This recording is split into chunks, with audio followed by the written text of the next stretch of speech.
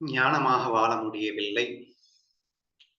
குரு வார்த்தையை செயல்படுத்த முடியவில்லை என்று நினைக்கும் போது எனக்கு குற்ற உணர்வு அல்லது மன அழுத்தம், மனவேதனை அதிகமாக இருக்கின்றது.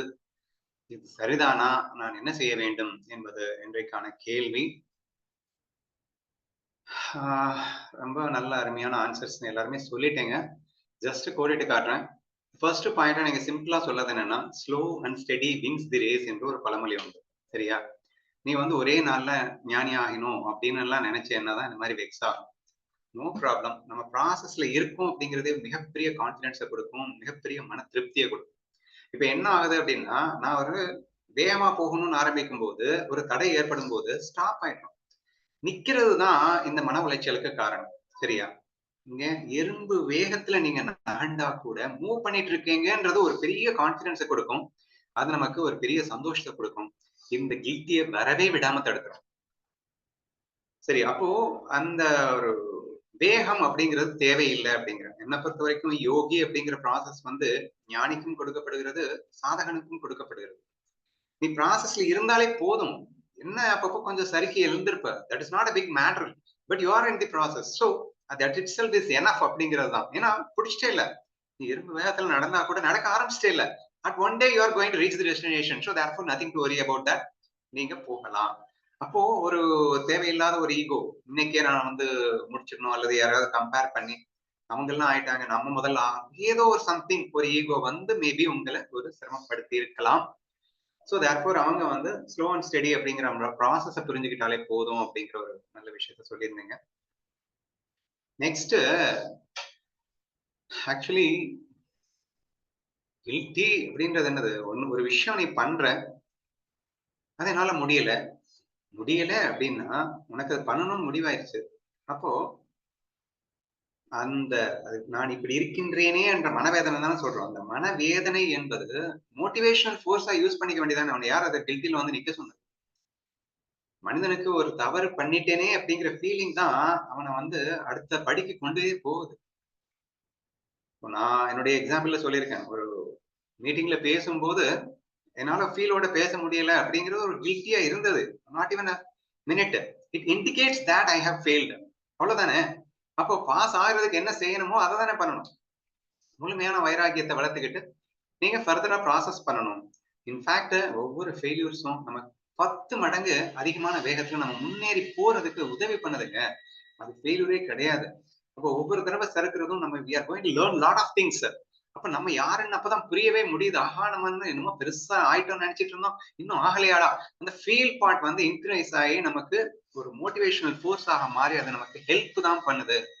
அப்படிங்கிற மாதிரி எடுத்துக்கும் போது அதை பத்தி நம்ம கவலைப்பட வேண்டியது அவசியமே இல்லையே அப்படிங்கிற ஒரு விஷயமும் சொல்லியிருந்தீங்க. அல்லது அதையும் மீறி உன்னால எனக்கு மோட்டிவேஷனல் ஃபோர்ஸ் வரல, எனக்கு ஃபோர்ஸ் வந்து அதை டெவலப் பண்ணிக்க முடியல, விடு. குரு வார்த்தையை ஃபாலோ பண்ண முடியல, கஷ்டமா இருக்கு. நேர குருட்டியே சொல்லிட்டு இறுக்கி பிடிச்சுக்கோ. நீங்க சொல்றது என்னால ஃபாலோ பண்ணவே முடியல, நான் ட்ரை பண்றேன், என்னால முடியல, என்ன செய்யறதுன்னு அவர் கால்லயே விழு. அவர் திட்டுவார் இல்ல, அடிப்பார் இல்ல, உதப்பார் இல்ல, பண்ணிட்டு போட்டோம். நம்மளால முடியல அவர் பண்ணிட்டு போட்டோம். இப்போ ஒரு சிற்பம், ஒரு கல்லு வந்து சிற்பிகிட்ட போயிடுச்சு அப்படின்னு சொன்னா சந்தோஷமா உட்காந்துடணும். ஏன்னா அவன் சிற்பி செதுக்க செதுக்க தன்னை முன்னேற்றிக் கொண்டிருக்கும் அந்த வேலையை நான் செய்ய வேண்டிய வேலையை அவர் செய்து கொண்டிருக்கின்றார் அப்படின்னு இதான் பொறுத்துக்கிற வேலை மட்டும்தானே. இதுல என்ன கஷ்டம் இருக்கு? தங்கம் படம் போடப்படும் போது தான் ஜொலித்துக் கொண்டிருக்கின்றேன் என்ற ஒரு சந்தோஷத்திலே அவன் ஒப்படைத்து விட்டால் போதும் அப்பா. அவர் திட்டுறாரு, அவர் திட்டும்படியா நான் நடந்துகிட்டேனே, அவ்வளவு மோசமானவனா நான்? இதான் முடியல உன்னால. முடியலன்னு தான் அவர்ட்ட ஒப்படைச்சிட்டேன். அவர் என்ன வேணா பண்ணிட்டு போகட்டும். திட்டட்டும், அடிக்கட்டும், உதைக்கட்டும், என்ன வேணா செஞ்சுட்டு போகட்டும். நீ அனைத்தையும் ஆனந்தமாக ஏற்றுக்கொள்ளும் பக்குவத்தில் மட்டும் இருந்தால் போதும். அவர் சொல்லுவதை நீ செய்ய வேண்டும். செய்ய முடியலனாலும் மறுபடியும் அவர் காலிலே விழணும். ஆட்டோமேட்டிக்கா ப்ராசஸ் பண்ணிட்டு போயிட்டே இருக்கலாமே. இது என்ன கஷ்டம்? இது வந்து ரொம்ப ரொம்ப ஒரு ஈஸியான ஆன்சர் சொல்லியிருந்தீங்க. இன்ஃபேக்ட் அதாவது லோயஸ்ட் ஆஃப் ஆல் லோ கேடர்ல இருக்கக்கூடியவங்களுக்கு கூட ஹெல்ப் பண்ணக்கூடிய ஒரு அற்புதமான ஒரு டிப்ஸ் அப்படின்னு நினைக்கிறேன். பட் இதுலயும் ஒரு வில்லங்க இருக்கு. அந்த ஒலியின் அடியை தாங்கணும்ல, புடம் போடும்போது வலிக்குது இல்ல அப்படின்னு சொன்னீங்கன்னா நீங்க ஞானத்துல தாகமே இல்லைன்னு அர்த்தம், குரு மேல பக்தியே இல்லைன்னு அர்த்தம். சரியா? இருந்ததுன்னா அட்லீஸ்ட் இதையாவது பண்ணுங்க. அப்படிங்கிற ஒரு பாயிண்ட் வந்து அருமையா சொல்லியிருந்தீங்க. வேற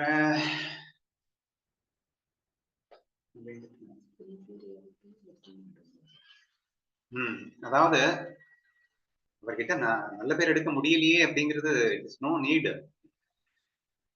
பீயிங் குட் அண்ட் லுக்கிங் குட்னு 2 வார்த்தை நம்ம யூஸ் பண்ணி பேசுவோம். நீ நல்ல மாதிரி இருந்தா ஆட்டோமேட்டிக்கா அவர் நல்லவன்னு சொல்ல போற.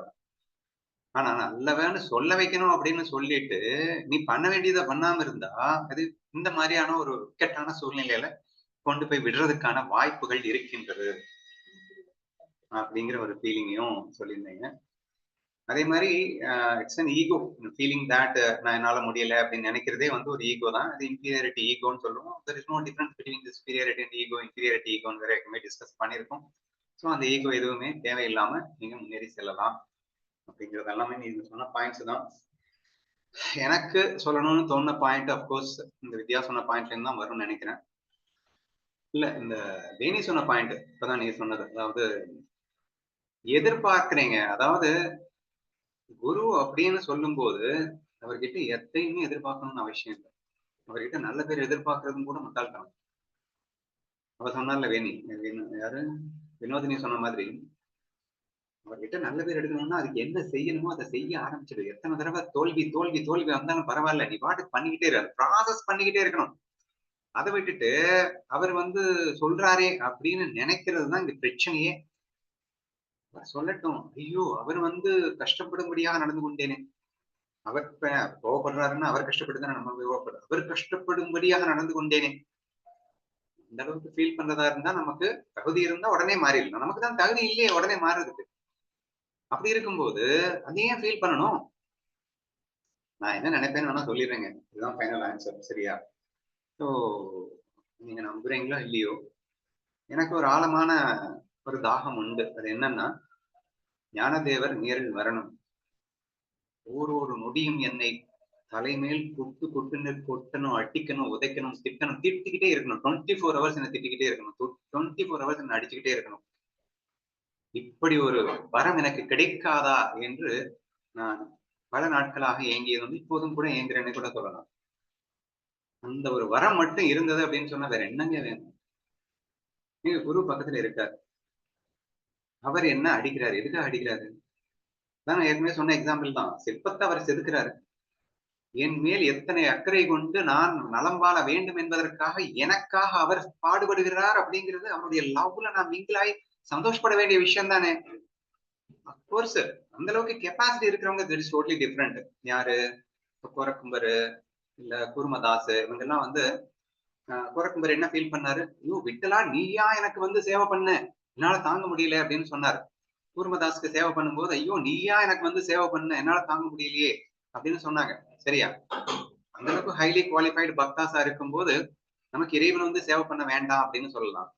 பட் நமக்கு அந்த கெப்பாசிட்டி இல்ல. நமக்கா அவன் சேவை பண்ண வந்திருக்கான்னா அது அட்லீஸ்ட் பியூர் கிவிங்ல, சாரி பெக்கிங்ல அவன் பண்ணிட்டு இருக்கான், அதை பெக் பண்றோம். ஆனா நமக்காக நம்ம செய்ய வேண்டிய வேலை அவன் பண்ணிட்டு இருக்கான்ல. நாம தான் திருந்தணும். ஆனா நம்ம திருத்துறதுக்கு அவன் முயற்சி பண்ணிட்டு இருக்கான்ல. அந்த முயற்சியை மனமுவந்து சந்தோஷமா ஏற்றுக்கொண்டு ரசிக்கிறதுன்ற அந்த ஒண்ணு பண்ணா போதாதான்? இது எதுக்கு தேவையில்லாத கேள்வி? ஐயோ எனக்காக அவர் கஷ்டப்படுறாரே,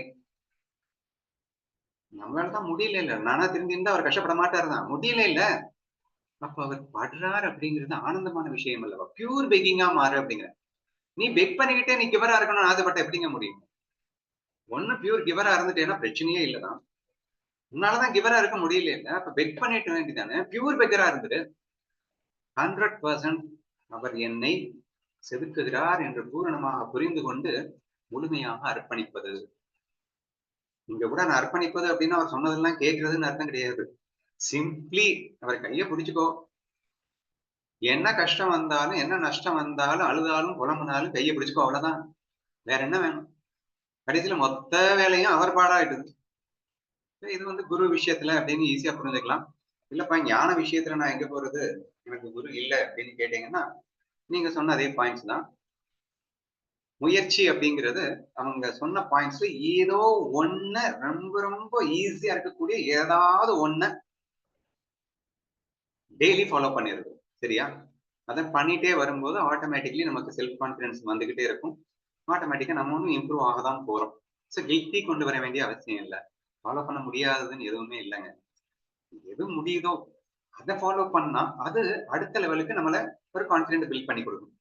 அதுக்கு அடுத்த லெவலுக்கு அந்த கான்ஃபிடன்ஸ் பில்ட் பண்ணி குடுக்கும். We can very easily win this game அப்படிங்கிற மாரி புரிஞ்சுக்கோங்க. ஞான தாகம் அப்படிங்கிறது மிக மிக முக்கியம். அபார்ட் ஃப்ரம் தட் ஒரே ஒரு பாயிண்ட் தோணுது.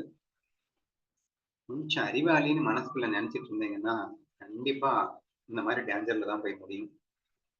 சோ நமக்கு ஒரு மண்ணும் தெரியாது என்ற ஃபீலிங் ரொம்ப முக்கியமா இருக்கணும். அப்படி இருக்கும்போது தான், அவர் வந்து செதுக்குனா என்ன வேணா செதுக்கிட்டு போகட்டும். நான் கல்லு. எனக்கு என்ன தெரியும்? அவர் செதுக்கும்போது, "என்னங்க இப்படி செதுக்குறீங்க? இப்படி செதுக்குனா வந்து நான் பாழா போயிடுவேன். என்ன இப்படி செதுக்குங்கன்னு" அவருக்கு ஐடியா குடுக்கக்கூடாது. சரியா? அந்த தப்பு வேற நம்ம எல்லாரும் பண்ணிட்டு இருக்கோம். சோ தேர்ஃபோர் அதையும் பண்ணாம இருக்கணும். அதுக்கு என்ன பண்ணணும் அப்படின்னு சொன்னா, அவர நம்பணுங்க. வேற ஒண்ணும் இல்ல. ட்ரஸ்ட். இப்ப ஃபர்ஸ்ட் என்ன சொன்னீங்க? நீங்க உங்கள ட்ரஸ்ட் பண்ணுங்கன்னு சொன்னீங்க. ஸ்லோ அண்ட் ஸ்டெடி போக இன்னொரு பாயிண்ட் சொல்ல மறந்துட்டேன். You should have self trust. என்னால கண்டிப்பா போக முடியும்ன்ற ஒரு ட்ரஸ்ட் உங்ககிட்ட இருந்தா கூட அந்த கில்ட்டி வராது. உங்ககிட்ட இருந்து தொலையலைன்னா குரு கிட்ட இருந்தா கூட வராது. குருவ ஃபுல்லா ட்ரஸ்ட் பண்ணுங்க. இல்ல உங்கள ஃபுல்லா ட்ரஸ்ட் பண்ணுங்க. The trust will automatically remove this guilty and it will make you in the track you are following. ஆட்டோமேட்டிக்கா நீங்க அந்த ஞானம்ங்கிற அந்த ட்ராக்ல தெளிவா நீங்க பாட்டுக்கு போயிட்டே இருப்பீங்க. சந்தோஷமா எந்த விதமான கஷ்டமும் இல்லாமல் போக முடியும். தோல்விகள் உண்மையில் தோல்விகளே கிடையாது. தோல்விகள் தான் உண்மையில் வெற்றிகள் என்பதுதான் அர்த்தம். ஏன்னா ஒவ்வொரு தோல்வியிலும் நமக்கு நிறைய பாடம் கிடைக்கும். ஒவ்வொரு தடவையும் சொல்லுவேன். இப்போ ஒரு ஒரு பக்தன் வந்து ஒரு தோல்வி குரு சொன்ன மாதிரி நடக்க முடியலையேன்னு ஃபீல் பண்றான்னா, that feel will increase and enormously. இப்போ 2வது படிக்கட்டுல இருக்கான்னு வச்சுக்கோங்களேன். அவன் அங்கிருந்து கீழ விழுந்தான்னா, விழுந்த அடுத்த செகண்ட் அவன் 10வது படிக்கட்டுக்கு ஏறிட்டான்னு அர்த்தம். ஏன்னா, இந்த தோல்வி அவ்வளவு லெசன்ஸ குடுக்கும் அப்படிங்கிறான். சோ அவ்வளவு ஒரு பெரிய முன்னேற்றத்த குடுக்கும் அப்படிங்கிறான். சோ தேர்ஃபோர் இதில் கவலைப்படுறதுக்கு ஒண்ணுமே இல்ல. இதில கில்ட்டி கொண்டு வருவதற்கு எதுவுமே இல்லை என்பதுதான் என்னுடைய பதில்.